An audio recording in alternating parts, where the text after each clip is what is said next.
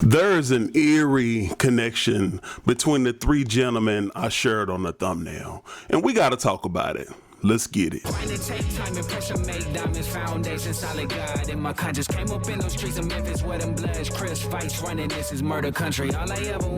Thanks for joining us on That Christian Fam. I am one half of That Christian Fam. If growing in the faith is important to you, hit that subscribe button, because over here we like to encourage, empower, and give you everyday practical Christian advice on real life situations. We drop videos whenever we drop videos. So hit that notification bell, because for the first half hour, we respond to comments immediately.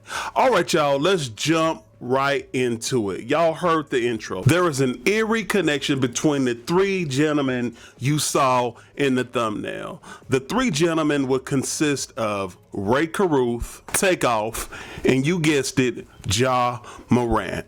But let's go through each one of these gentlemen one by one, if you will. First, let's start off with Rae Carruth. Now, many of y'all may not have been alive when this went down with Rae Carruth, but Rae Carruth was a budding young wide receiver in the NFL who played for the franchise of the Carolina Panthers and who had the wonderful opportunity of having this great career all in front of him. Unfortunately, he had a girlfriend by the name of Cherica Adams, and they ended up pregnant. But in his wickedness, Rae Carruth, in order to get out of paying child support, hired a hitman to kill not only Chirica Adams, but the baby as well. And on that unfortunate and unfaithful day of December the 14th, 1999, 911, Baker, you need police, fire, police up to shot. I'm 8 months pregnant. An assassination attempt was successful, and Cherica Adams died on that day. Thankfully, she was able to dial 911 before she passed away. And because of that reason, Chancellor Adams is here with us today. This baby grew to be a 23-year-old young man who unfortunately suffers from cerebral palsy due to the circumstances in which he came into this world. Rae Carruth served nearly 19 years behind bars, and in 2018 wrote an apology letter to Chirica Adams' mother, who raised Chancellor to be a young man. The second man I'd like to talk about is Kersney Kari Ball, aka Takeoff was his stage name. He was one of the three members of the Migos. The Migos group dropped hit after hit after hit after hit. I said all that to say this: Takeoff amassed a great amount of wealth. Let me stay on that for a minute. Most of the time when people amass wealth or become rich, they try to escape a lot of the circumstances that they grew up in and try to come out of that. Takeoff and the other members of the group are all from Atlanta, Georgia. But unfortunately, on October the 22nd, 2022, Takeoff was gunned down in Houston, Texas, in a bowling alley over a dice game. Now, why a rich rapper with everything to lose will be caught up in a dice game to the point to where people are pulling out guns is beyond me. I cannot understand it. Maybe y'all can explain in the comments below. Lastly, we have the young man hailing from South Carolina, Ja Morant. Now, I don't want to go into extreme detail, but it's been headline after headline after headline where we're having reports where he allegedly punched out a 17-year-old kid, punched him umpteen amount of times in the face, and after which flashed a gun. We had another incident involving a security guard.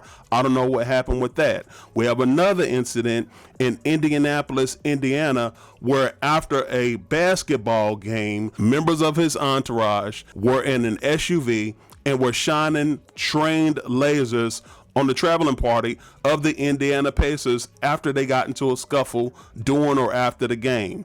Now, why somebody would be shining trained red dot lasers on a traveling party is beyond me. But get this, y'all. In the SUV was Ja Morant. Ja Morant and his friends were in the SUV allegedly, and trained lasers were shined on the traveling party of the Indiana Pacers. Y'all, you can't make this up. Then you have another incident where Ja Morant allegedly takes a gun on the road and is flashing the gun on social media in a club in Denver, Colorado. Look, y'all, I don't know what Ja Morant is thinking, but all I know is this.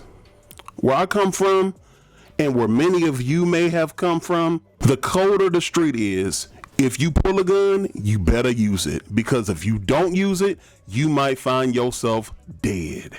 I'm gonna give y'all my honest opinion. I don't think this dude is hard. I don't think he's really about that life.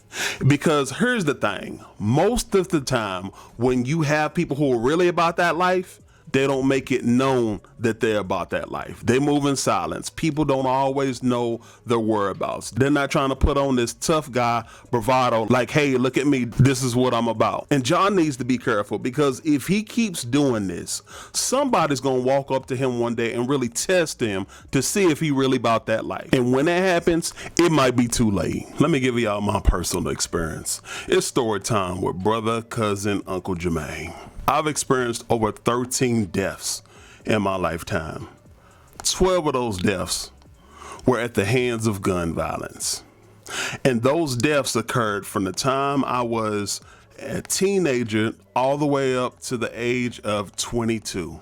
That's 12 family members and friends whose lives were cut short due to gun violence in the streets. It's not a game. One of those 12 people was a cousin of mine who will remain nameless. He grew up in the suburbs. He wasn't about that life. He didn't have to be about that life. But he was so attracted to thug life and being hard and being from the streets. And he grew a huge resentment for the way he grew up in the suburbs. For whatever reason, he had an infatuation with that lifestyle. And we tried to talk to him. My daddy tried to talk to him. His cousins, his other cousins tried to talk to him. His auntie tried to talk to him. His other uncles tried to talk to him. Even his friends, his true friends at the time, tried to talk to him.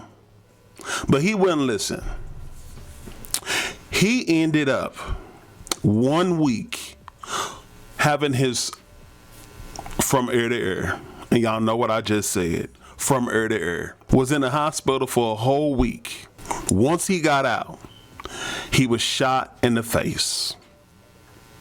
All because he could not let go of this infatuation with the streets. The infatuation of thug culture. So I shared all that to say this. If you're watching this video and that's the life you're chasing after, that's the life you want to live, take it from me. It's not worth it. Learn by proxy in this situation. You don't have to learn by experience. In other words, pay attention to the other people who live that life and see where they at. They either dead or in jail. I have some hope for Ja Morant because he came out with a nice apology saying that he needed to get help and all of that, and I commend him for that. But what I'm also waiting on is the proof, because the proof is in the pudding. I'm waiting to see if this is really genuine, if this is sincere, to where he really tries to change his life. And if the people around him love him enough to encourage him, you know what? You need to change your life, because you're in jeopardy of not only throwing away hundreds of millions and millions of dollars, but you're also in the risk of having your life cut short due to some foolishness that you didn't have to be involved in. So my prayer for Ja is that he turns his life around, because as I just laid out with the previous two gentlemen, if you chase that lifestyle, it doesn't end well. Thanks for watching. I hope I helped somebody on the other side of this video. And for all the trolls or anybody else, if you're offended, I really don't care. All I ever wanted was a chain and a Porsche drug dealer. Father figure taught me what's important though. Women, power, money, OG. Put the game all up on me. Magic Johnson's where I should have died. Mercy covered me 100 times. Walking through the valley, evil all around me. Demons plotting got me fearing for my life.